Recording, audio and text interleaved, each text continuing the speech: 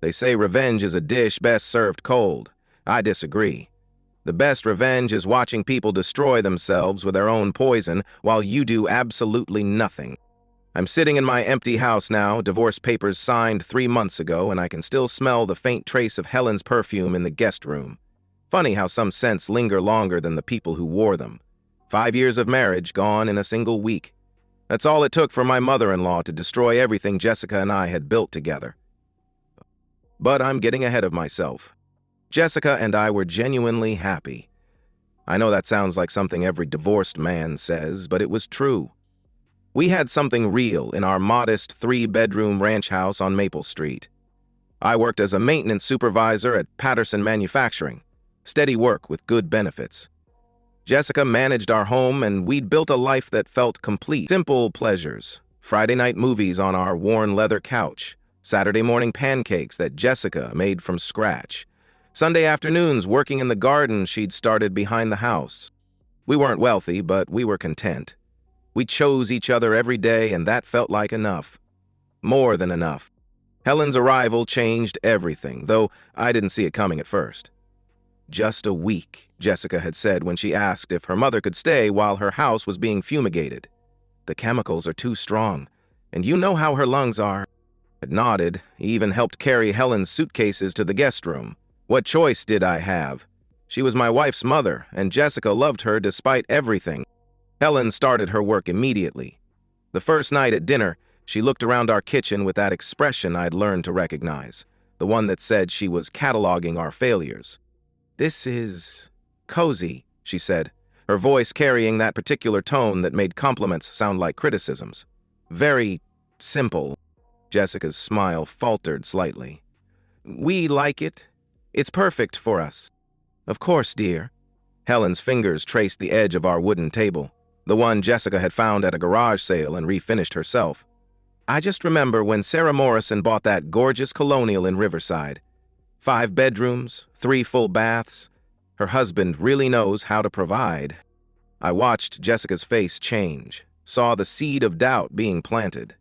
Sarah Morrison had been Jessica's high school friend, someone she rarely mentioned anymore. "Tom provides perfectly well," Jessica said, but her voice lacked conviction. Helen smiled that smile, the one that never reached her eyes. "Of course he does, sweetheart. You've always been good at making the best of things." The conversation moved on, but the damage was done. I could see it in Jessica's eyes as she looked around our kitchen with fresh dissatisfaction. The next morning, I found Helen in the living room, examining our bookshelf with the same clinical interests she'd shown the kitchen. "You know," she said when Jessica joined us, "I was talking to Linda yesterday. Her daughter just got back from Paris. Second honeymoon? Can you imagine? 25 years married, and her husband still treats her like a queen." Jessica poured her coffee without responding, but I saw her shoulders tense. "I told her about you two, of course. How sweet it is that you're so settled. Some women are just naturally homebodies, I suppose." "There's nothing wrong with being a homebody," I said, unable to keep quiet any longer. Helen's eyes fixed on me with barely concealed contempt. "Of course not. It's just that Jessica was always so ambitious in high school, remember, honey? You were going to see the world, do something important with your life." "I am doing something important," Jessica said quietly. "I'm building a life with my husband." "Yes, dear, and you're very good at it." Helen's tone suggested this was somehow tragic. "I just wonder sometimes if you ever think about what might have been. You're still so young and beautiful. Don't you ever wonder what else is out there?" I tried to counter Helen's poison throughout that week. When she criticized our furniture, I reminded Jessica how proud she'd been when we'd saved enough to buy our first real dining set. When Helen made pointed comments about our vacation to Lake George, I talked about how much fun we'd had hiking and fishing together. But every attempt made me look defensive, made me sound like I was trying to convince Jessica to be happy with less. Helen was too skilled for direct confrontation. She wrapped her manipulation in motherly concern, made her poison sound like wisdom. "I just want you to reach your full potential," she'd say, stroking Jessica's hair. "You're settling for less than you deserve, and it breaks my heart." I watched my wife changing day by day. She started looking at our house with different eyes, seeing flaws where she'd once seen charm. She grew distant during our evening conversations, distracted when we watched our Friday night movies. By the end of the week, Helen had escalated her campaign. She suggested Jessica join a gym, get her hair done at a better salon, start going out with some of her old friends again. "You're still young and beautiful," she told Jessica over breakfast on her last day. "Don't let this be your whole life. You deserve so much more." The words hung in the air like a curse. I realized then that Helen wasn't just trying to make Jessica dissatisfied with our life. She was actively pushing her toward infidelity. She was grooming my wife for betrayal, and Jessica was too blind to see it. That night, after Helen had gone home, I lay awake listening to Jessica's breathing and understanding with crystal clarity that my mother-in-law had declared war on my marriage. She'd planted seeds of discontent that would grow into something that would destroy everything I'd built. The old me would have confronted Jessica directly, would have tried to talk through her newfound dissatisfaction. But something had changed in me during that week of watching Helen's systematic destruction of my wife's happiness. I was starting to think strategically, and I realized that if Helen wanted to play games, I needed to understand the rules. The poison had taken root, and I was going to have to decide whether to fight it or let it grow until it consumed everything Helen held dear. Jessica's transformation began immediately after Helen left. Within days, she'd joined FitLife, an upscale gym across town that cost 3 times what our old gym membership had been. I said nothing when she announced it, just nodded and asked if she needed help with the paperwork. "Mom's treating me," she said, not meeting my eyes. "She thinks I deserve to take better care of myself." Helen's money, Helen's influence, Helen's poison. I watched my wife of 5 years start to become someone I didn't recognize. The expensive haircuts came next. Jessica's beautiful brown hair styled into something edgy and attention-grabbing. Then the clothes, form-fitting workout gear that she wore even when she wasn't exercising, dresses that clung to her body in ways that invited stares. "You look beautiful," I told her one evening when she emerged from the bedroom in a black dress I'd never seen before. "Thanks," she said, but her tone was flat, distracted. She was checking her phone, always checking her phone now. The emotional distance grew wider each day. Jessica would come home from her workouts, glowing with endorphins and excitement, but that energy never extended to our conversations. She'd shower, change clothes, and retreat to her phone or laptop. Our evening talks became stilted, our weekend routines abandoned. "How was the gym?" I'd ask. "Fine. Good. The trainer says I'm making real progress." "That's great. Maybe I could come with you sometime, see what it's about." "It's not really your kind of place, Tom. Very focused, serious people." The subtext was clear. I wasn't serious enough, focused enough, good enough for her new world. I started paying attention to details I'd never noticed before. Jessica's phone, which used to sit casually on the kitchen counter, now went everywhere with her. She'd angle it away from me when texting, delete messages immediately after reading them. She started working out longer, coming home later, always with elaborate explanations about new classes or equipment orientation. The lies were clumsy at first, but they got smoother as she got more practice. I'd call the gym during hours she claimed to be there, only to be told she'd left 30 minutes earlier. She'd mention conversations with trainers who didn't exist, classes that weren't on the schedule. Helen called regularly now, always when I was at work. Jessica would spend long minutes on these calls, her voice animated in ways it never was when she talked to me anymore. When I'd ask about the conversations, Jessica would brush them off as just mom stuff, but I could see the renewed energy these talks gave her. "Your mother seems to be calling a lot lately," I said one evening. "She's just being supportive. She understands what I'm going through." "What you're going through?" Jessica's face hardened. "Growing, changing, becoming who I'm supposed to be." Helen's words, spoken in Jessica's voice. The poison had taken complete hold. I started my own investigation quietly, methodically. I noticed that Jessica's car had more miles on it than her claimed activities would account for. I found receipts for restaurants I'd never been to, coffee shops across town from the gym. Her laundry started including clothes that never made it to our bedroom, expensive items that disappeared as quickly as they'd appeared. The breakthrough came by accident. Jessica had left her phone charging in the kitchen while she showered, and a text came through from someone named Marcus. The preview was enough. "Can't wait to see you tonight. Wear that red dress." I stared at the phone, my hands shaking slightly. The red dress was hanging in our closet, tags still on it. Something Jessica had claimed to have bought for a future occasion. Tonight, she told me she was going to a new yoga class that ran late. I could have confronted her then. Part of me wanted to storm into the bathroom and demand answers, but something held me back. Maybe it was the strategic thinking that Helen's manipulation had awakened in me. Or maybe it was the understanding that Jessica was too far gone to be saved by confrontation.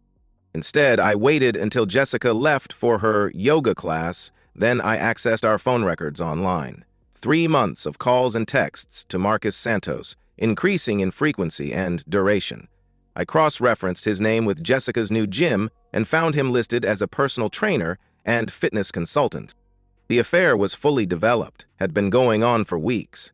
I scrolled through itemized phone bills, seeing the pattern of communication that showed a relationship progressing from professional to personal to intimate.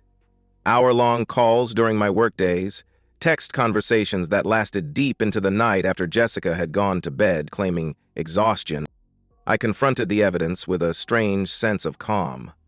The betrayal wasn't surprising. Helen had been orchestrating it from the beginning. What surprised me was how thoroughly Jessica had embraced it, how completely she'd abandoned our marriage for Helen's vision of what her life should be. When Jessica came home that night, glowing and energized in a way she never was after actual exercise, I was waiting in the living room with a beer and a book, the picture of a trusting husband. "How was yoga?" I asked. "Challenging. Really pushed myself tonight." She smiled, and I saw the woman I'd married flickering behind the stranger she'd become. "I think I'm finally getting somewhere." "It's great. I'm proud of you for working so hard." The words felt like ash in my mouth, but I said them anyway. Jessica needed to believe she was getting away with it, needed to feel safe in her deception until I was ready to act. Over the following days, I gathered more evidence. I found text messages when Jessica left her phone unattended. Explicit conversations that revealed not just the physical affair, but her complete emotional betrayal. She talked about me with contempt, called our marriage a mistake, expressed excitement about her new relationship and her plans for the future. The most damaging evidence came from messages between Jessica and Helen. My mother-in-law didn't know the specific details of the affair, but she was actively encouraging Jessica to explore her options and see what else is out there. She told Jessica she had every right to be happy and shouldn't feel guilty about putting herself first. Helen was giving Jessica permission to cheat, framing infidelity as self-empowerment and delayed adolescence. The manipulation was more thorough than I'd imagined. Helen had systematically destroyed Jessica's moral compass and replaced it with selfish justification. I copied everything, documented every lie, every secret meeting, every expression of contempt for our marriage. The evidence was overwhelming, but I wasn't ready to use it yet. I needed Jessica to feel completely secure in her deception, needed her to believe she was in control of the situation. The final piece of evidence came when I found messages between Jessica and Marcus discussing their future together. She was already planning to leave me, already talking about the life she wanted to build with him. The divorce was coming whether I acted or not. The only question was whether I would be the victim or the architect of what happened next. That night, I lay in bed next to my wife, listening to her breathe and knowing that everything we'd built together was already gone. Helen had won, had successfully destroyed our marriage and turned Jessica into someone who could betray everything we'd promised each other. But Helen had made one critical mistake. She'd underestimated me. She thought I was weak, thought I would collapse under the weight of her manipulation. She had no idea that watching her systematic destruction of my marriage had taught me to think strategically, to plan carefully, to strike when victory was certain. The poison had done its work. Now it was time to let it spread to everyone who had helped plant it. I chose a Tuesday night for the confrontation. Jessica had told me she was going to a late fitness class, but I knew she was meeting Marcus at the hotel they'd been using for the past month. The location was perfect. It would give me enough time to prepare everything before she returned. I started by packing her belongings. Not everything, just enough to make the point clear. I folded her clothes carefully, packed her toiletries, gathered the jewelry and personal items she'd accumulated during our marriage. 3 suitcases and 2 boxes. 5 years of shared life reduced to manageable containers. I loaded everything into my truck and waited in the living room. The house felt different already, lighter somehow, as if Jessica's betrayal had been a weight I'd been carrying without realizing it. I sat in my chair with a beer and watched the clock, knowing exactly when she would return. Jessica's car pulled into the driveway at 10:47 p.m. I heard her key in the lock, heard her pause in the entryway when she saw me sitting there with her packed belongings beside me. "Tom, what's going on?" I pulled out my phone and showed her the screenshots I'd collected. Text messages between her and Marcus, photos they'd sent each other, conversations about their future plans. Jessica's face went white as she scrolled through the evidence. "I can explain." "No." My voice was calm, controlled. "You can't. There's nothing to explain. You made your choice, and now I'm making mine." I stood up and grabbed the handles of her suitcases. "I'm driving you to your parents' house. You can figure out what comes next from there." Jessica's shock was genuine. She'd been so comfortable in her deception that she'd never considered the possibility of being caught. "Tom, please, can't we talk about this? I never meant for this to happen." I walked past her to the truck, loading her belongings into the bed. "Get in the truck, Jessica. We're done talking." The ride to her parents' house was silent except for Jessica's intermittent attempts to explain, minimize, or shift blame. I ignored all of it, focused on the road ahead and the satisfaction of finally acting decisively after months of watching Helen's manipulation unfold. "This is crazy," Jessica said as we pulled into her parents' driveway. "You're throwing away 5 years of marriage over a mistake. People work through these things." I parked and started unloading her belongings. "Some people do. We're not going to be those people." I carried her suitcases to the front door and rang the bell. Robert answered, looking confused and concerned at the sight of his daughter's belongings on his doorstep. "Tom, what's going on?" "Ask Jessica," I said, handing him the last box. "She'll explain everything." I walked back to my truck without looking back, leaving Jessica on her parents' doorstep with her suitcases and the consequences of her choices. The drive home was the most peaceful I'd felt in months. Jessica immediately began spinning her version of events to her parents. I knew she would. It was the next logical step in her self-deception. She told them I'd thrown her out over nothing, that I'd been controlling and unreasonable, that I'd refused to listen to her explanations. Helen embraced this narrative immediately. She'd been waiting for this moment, had been preparing for it since the day she'd arrived for her week-long visit. This was validation of everything she'd said about me, proof that she'd been right all along. "I told you he wasn't good enough for you," she said, holding Jessica while she cried. "I knew this day would come. He was never worthy of you, sweetheart." Robert's protective instincts were triggered by what he believed was his daughter's mistreatment. Helen skillfully manipulated his emotions, directing his anger toward me while positioning herself as the wise mother who'd seen this coming. She painted me as the villain who'd callously destroyed his daughter's happiness over a minor indiscretion. "Someone needs to talk sense into that boy," Robert said, his voice tight with anger. "He can't just throw away a marriage like this. Jessica made a mistake, but marriage is about forgiveness." I knew Robert would come. He was a good man, a loving father who would do anything to protect his daughter. Helen would make sure of that, would fan his anger until he had no choice but to act. 2 days later, I was waiting in my kitchen when Robert's truck pulled into my driveway.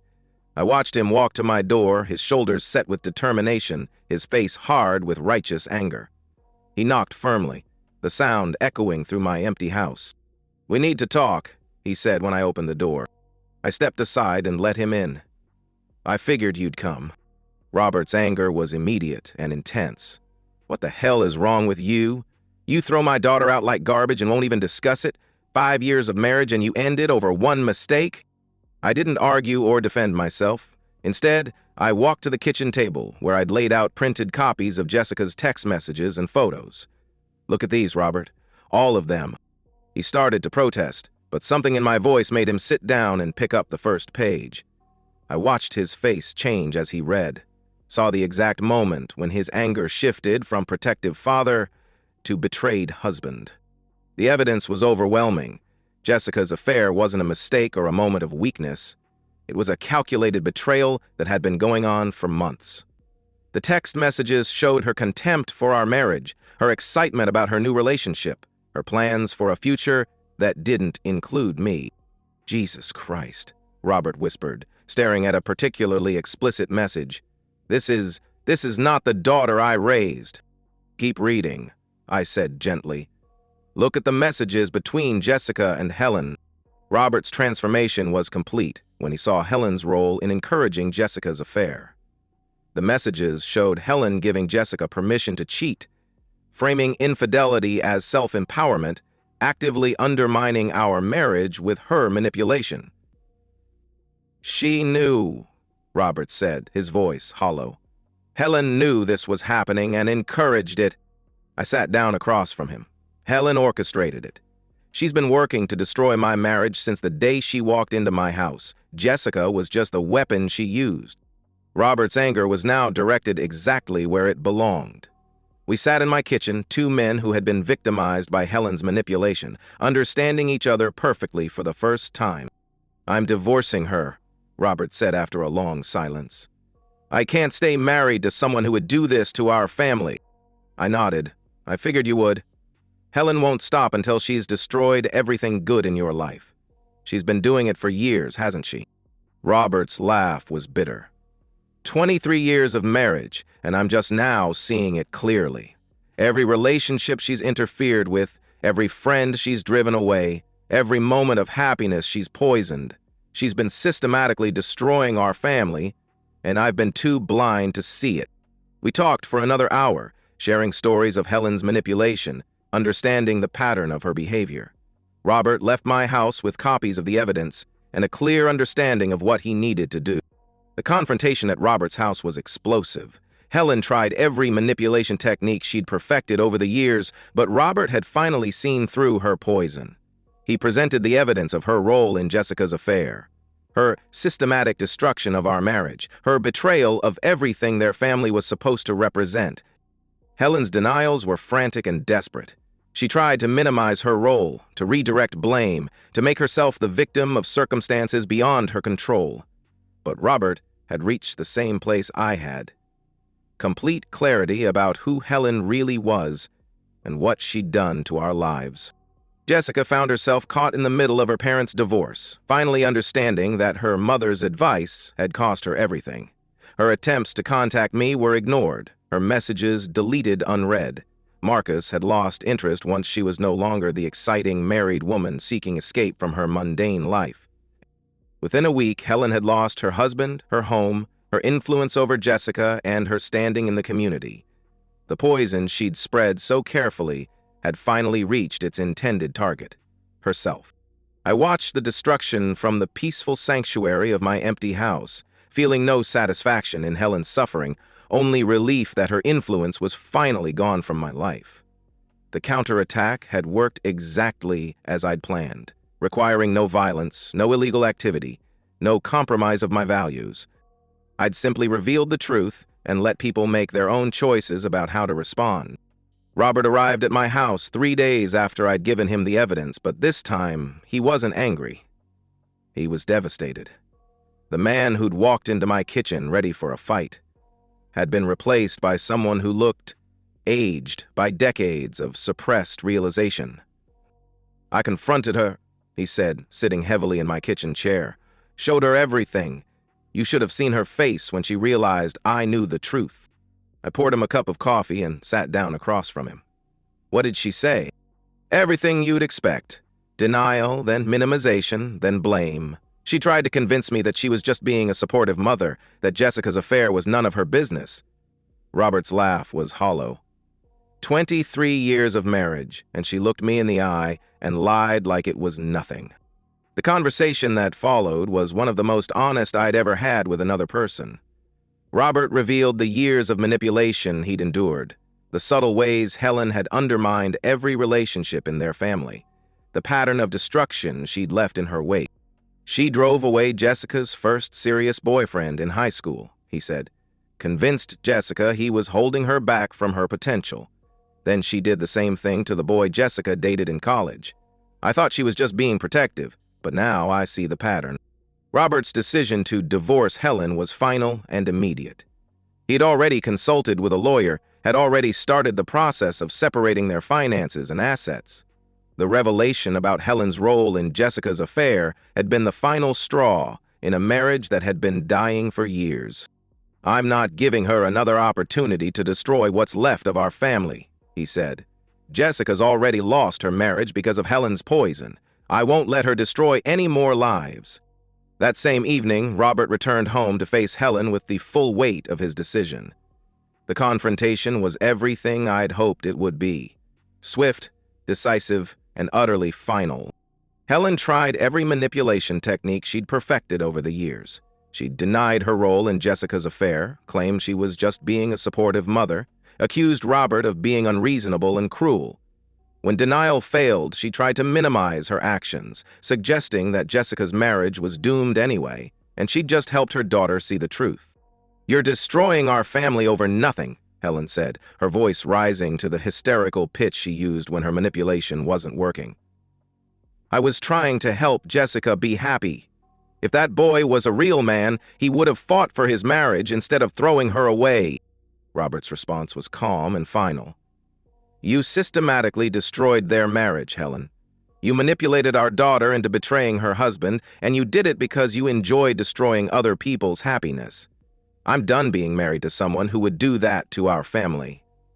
The divorce papers were served the next morning.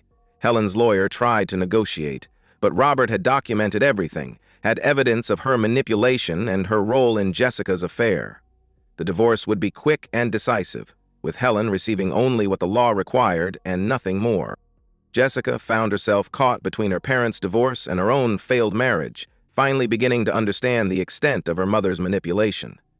Her attempts to contact me continued, but I ignored every call, every text, every email. She'd made her choice when she embraced Helen's poison, and I wasn't interested in explanations or apologies. Marcus had disappeared from her life as quickly as he'd entered it. The excitement of an affair with a married woman had lost its appeal once Jessica was single and available. She was left with nothing. No husband, no lover, no family support, and no home. The community aspect of the revenge became apparent as news of both divorces spread through our small town. Helen's reputation as a manipulative destroyer of marriages became public knowledge through the careful sharing of information by Robert and myself. We didn't gossip or spread rumors. We simply told the truth when asked, and the truth was damning enough. Helen's social circle contracted rapidly as people understood her true nature. The women who had once sought her advice began to question her motives, began to remember their own experiences with her manipulation. Friendships that had lasted decades evaporated as people realized they'd been tools in Helen's games. The isolation was complete and devastating. Helen had built her identity around her ability to manipulate and control others, and once that ability was exposed and neutralized, she had nothing left. She was forced to sell the house she'd shared with Robert, had to find new living arrangements, had to start over in a community that now understood exactly who she was. Jessica's world collapsed just as thoroughly. She lost her job when the stress of her situation affected her work performance. She had to move into a small apartment, had to learn to support herself for the first time in years. The comfortable life she'd taken for granted was gone, replaced by the harsh reality of consequences. Her attempts to reconcile with me became more desperate as her situation deteriorated. She called my work, showed up at my house uninvited, sent letters through mutual friends. All of it was ignored, all of it was futile. The woman who had betrayed our marriage for Helen's vision of a better life was learning that actions have consequences, and some consequences are permanent. The most devastating blow came when Jessica realized that her relationship with her father had been permanently damaged. Robert blamed her for enabling Helen's destruction, for choosing her mother's manipulation over her marriage. The family that Helen had claimed to be protecting was shattered beyond repair. 3 months after the confrontation, Helen was completely alone. She'd lost her husband, her home, her daughter, her social standing, and her identity. The woman who had systematically destroyed other people's happiness had finally destroyed herself with her own poison. The revelation phase was complete. Everyone who mattered now understood Helen's true nature, and the consequences of that understanding were swift and merciless. I hadn't had to become the villain because Helen's own actions had created her downfall. Justice had been served, and it was more perfect than anything I could have engineered myself. 6 months after the confrontation, I stood in my kitchen making morning coffee and realized I couldn't remember the last time I'd thought about Helen. The woman who had consumed so much of my mental energy, who had driven me to strategic thinking and careful planning, had simply faded from my consciousness like a bad dream. The aftermath had unfolded exactly as I'd anticipated. Helen's world had collapsed completely and permanently. She'd lost everything that mattered to her: her marriage, her home, her influence over Jessica, her social standing in the community. The divorce from Robert had been swift and devastating, leaving her with minimal assets and no support system. Robert had rebuilt his life with remarkable speed and determination. He'd sold the house he'd shared with Helen, bought a smaller place across town, and started dating a woman from his church, someone kind and genuine who represented everything Helen had never been. When I saw him at the grocery store, he looked younger, happier, free from the weight of Helen's manipulation. "Best decision I ever made," he told me, shaking my hand with genuine warmth. "I should have done it years ago. Thank you for opening my eyes." Jessica was living in a one-bedroom apartment downtown, working at a department store for the first time in her adult life. The transformation from pampered wife to struggling single woman had been harsh but educational. She'd learned to support herself, to make her own decisions, to face consequences without someone else to blame. Her attempts at reconciliation had stopped months ago, replaced by a grudging acceptance that our marriage was truly over. The last message she'd sent was brief and surprisingly mature. "I understand now what Mom did to us. I'm sorry for my part in it. I hope you find happiness." I'd read it without emotion, filed it away without responding. Jessica's apology was sincere, but it was also irrelevant.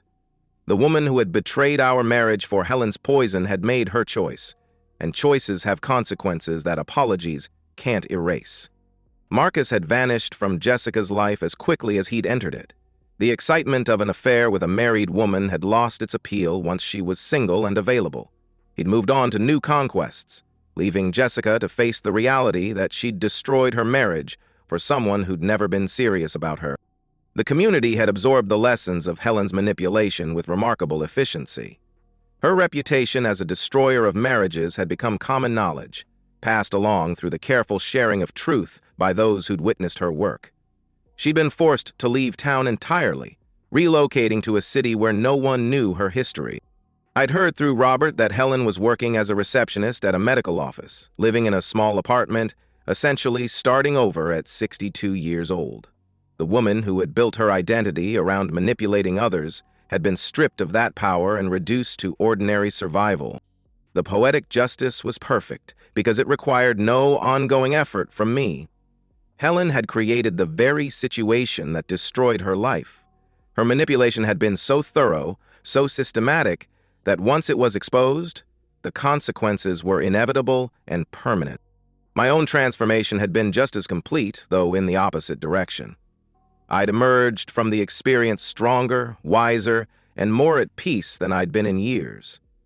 The strategic thinking that Helen's manipulation had awakened in me had become a permanent part of my character, but without the anger that had initially driven it.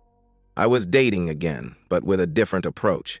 The experience with Helen had taught me to recognize manipulation early, to identify the subtle signs of toxicity before they could take root.